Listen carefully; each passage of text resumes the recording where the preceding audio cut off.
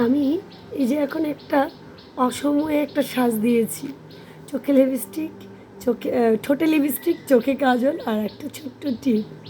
এটা এখন একটা ভর দুপুর, আমার প্রচণ্ড কাজের টাইম।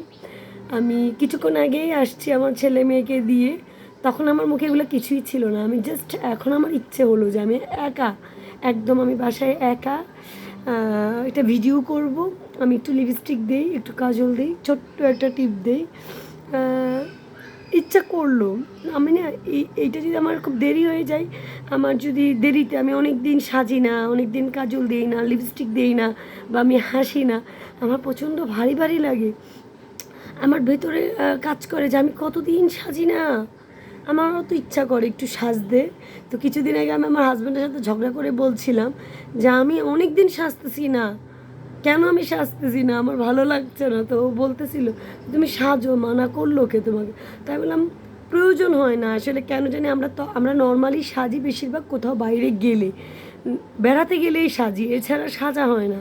তো এটা কিন্তু উচিত না।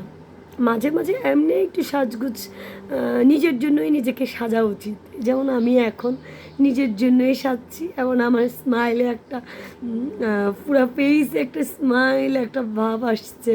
আমার যদি ঠোঁটে এই লিপস্টিক না থাকতো, কাজল না থাকতো, হয়তো আমার হাসিটা এত সুন্দর লাগতো না। তো এই জন্যই বলবো, নারী তোমরা সাজো।